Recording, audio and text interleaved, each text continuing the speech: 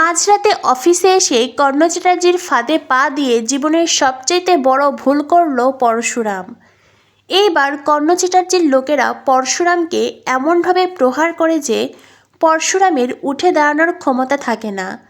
তবে কি সঠিক সময়ে তটিনী এসে পরশুরামকে উদ্ধার করবে, নাকি শেষ অবধি কর্ণ চ্যাটার্জি আর বিজিত লাহিড়ীরাই জিতে যাবে?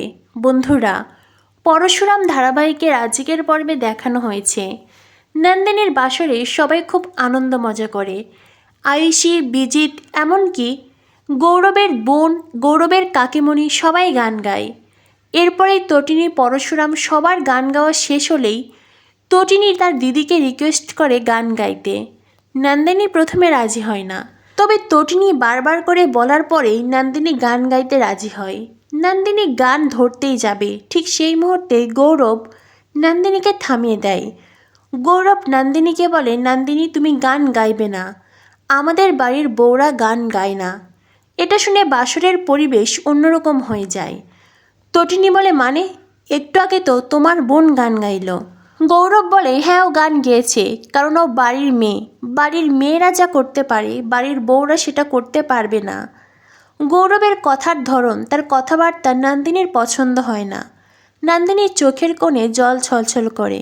নন্দিনী হয়তো ফিল করতে পারছে এভাবে প্রতি মুহূর্তে তার স্বাধীনতায় হস্তক্ষেপ করা হবে, এভাবেই কেড়ে নেওয়া হবে তার অধিকার, তার স্বাধীনতা। আর সেটা ভেবেই নন্দিনীর চোখের কোণে জল ছলছল করে। তবুও নন্দিনী গৌরবকে বলে, ঠিক আছে, আমি গান গাইব না। অনেক কষ্টে নিজের কান্না চেপে নন্দিনী কথাটা শেষ করে। তটিনী বাধা দিলে তখনই গৌরবের কাকিমণি বলে, ও এখন আমাদের বাড়ির বউ, তাই ও কি করবে কি করবে না সেটা আমাদের ভাবতে দাও। তোমার ওটা কিসের কথা? হ্যাঁ, তটিনী জানায়, ও আপনাদের বাড়ির বউ হয়ে গেছে মানে এই নয় যে ও আর আমার দিদি নেই। তারপরেই নন্দিনী তটিনীকে থামিয়ে দেয়। ভূমিকারা সবাই তটিনীকে থামতে বলে। এরপরে লাট্টু পিকু বলরামকে জোর করে বাসর ঘরে আনে। বলরাম নন্দিনীকে উদ্দেশ্য করে বিরহের গান গায়, যেই গান গৌরবের পছন্দ হয় না। গৌরব বলরামকে বলে, যান তো আপনি এখান থেকে। এটা শুনে বলরাম বলে, এই মিস্টার, ভালোভাবে কথা বলবেন। আপনি জানেন না আমি কে? আমি চাইলে না এখানেই আপনাকে, নেহাত আপনি নন্দিনীর বর, তাই আপনাকে কিছু বলছি না। বলরামের কথার ধরন শুনে গৌরব বেশ চুপসে যায়। তটিনী বলরামকে শান্ত হতে বলে। তখনই পরশুরামের ফোন বেজে ওঠে। পরশুরাম একটা গুরুত্বপূর্ণ খবর পেয়ে ওখান থেকে সরে যায়। তটিনীও পরশুরামের সাথে কথা বলতে আসে। তটিনী বলে, কি হয়েছে? পরশুরাম বলে, কোম্পানি থেকে কিছু মাল পাচার করা হয়েছে, আর সেই পেমেন্টও কোম্পানির অ্যাকাউন্টে ঢুকেছে। তটিনী, আমাকে এক্ষুনি অফিসে যেতে হবে। তটিনী বলে, এত রাতে তুমি অফিসে যাবে?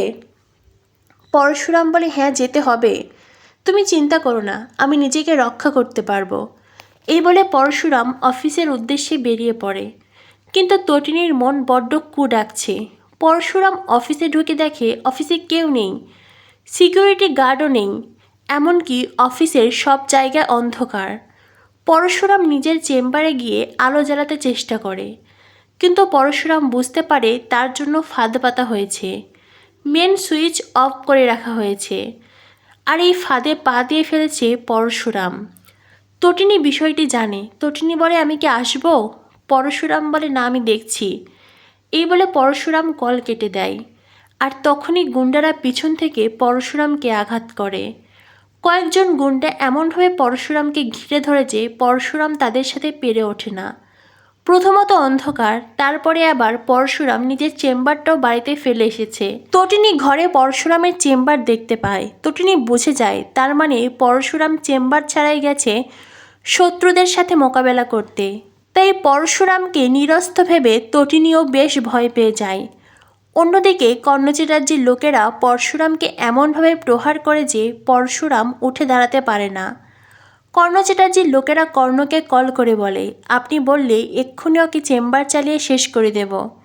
তখনই কর্ণ বলে, ফোনে স্পিকার দিতে, আমি ওর চিৎকার শুনতে চাই। তো বন্ধুরা, বুঝতেই পারছো, একদিকে কর্ণের ফাঁদে পড়েছে পরশুরাম, অন্যদিকে পরশুরামের চিন্তায় অস্থির তটিনী।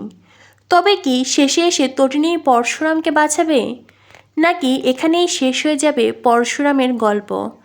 কি হতে চলেছে পরশুরাম ধারাবাহিকে? পরবর্তী আপডেট পেতে আমাদের সাথেই থেকো। ধন্যবাদ সবাইকে।